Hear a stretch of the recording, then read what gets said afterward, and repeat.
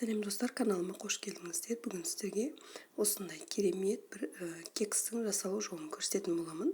Каналымнан айырылмаңыздар. Ең алдымен ыдысымызға 2 жұмыртқаны шағып, үстінен қантты саламыз.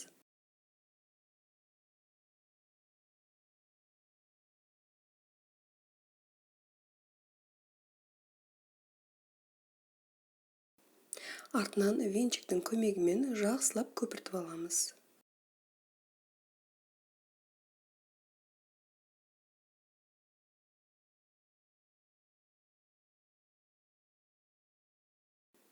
Міне біздің жұмыртқамызбен қантты араластырып алды.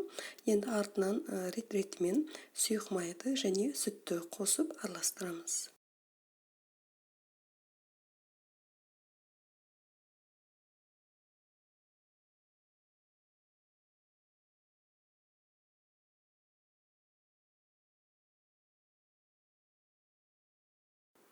Енді құрғақ ингредиенттерді салып бастаймыз. Ол үшін бізге ванилин, разрыхлитель және ұн керек болады.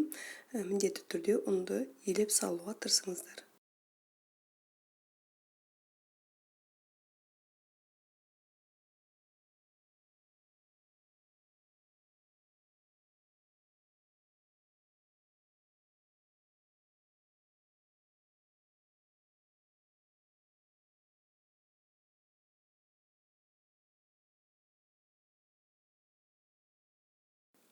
Бұл қоспамызды жақсылап венчиктің көмегімен араластырып шығамыз.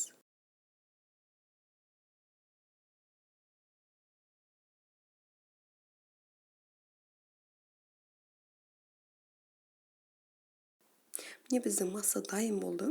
Массаның сұйықтығы мен көрсеткендей болуы керек. Енді осы массамызды 2 бөлек ыдысқа теңдей бөліп саламыз.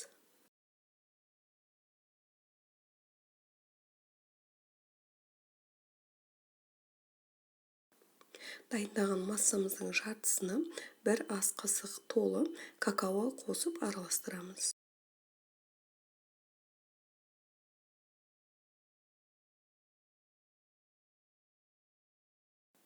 Міне біздің 2 түрлі массамыз дайын болды. Енді осыны ыдысымызға жайғастыруды бастаймыз. Ыдысымызға міндетті түрде пергамент қағазын төсеп, үстінен жақсылап майлап шығуды ұмытпаңыздар. Артынан мен көрсеткендей қамырларымызды рет-ретімен жайғастырып шығыңыздар.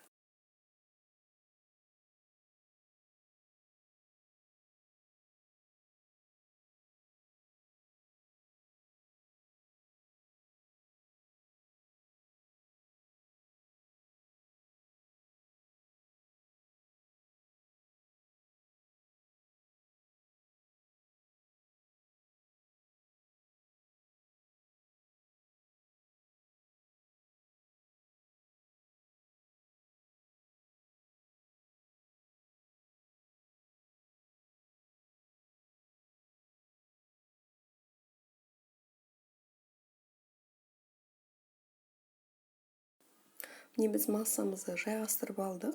Енді қасықтың көмегімен осылай әдемілеп өзіміздің қалауымызға қарай өрнектеп шығамыз. 190 градуста 30 минутқа пісіріп аламыз. Міне біздің мозаик кексіміз дайын болды. Көріп тұрғандарыңыздай өте әдемі, нағыз тәбеташар бір кекс болды. Жасап көрсеңіздер болады. Балдарыңыз сүйіп жейтініне мен кәміл сенемін. Мені видеоларымды қарағандарыңыз үшін үлкен рахмет. Комментарий жазып, лайк басып, видеоларыма қолдау көрсетулеріңізді сұраймын. Келесі видеоларда көріскенше, қош сау болыңыздар.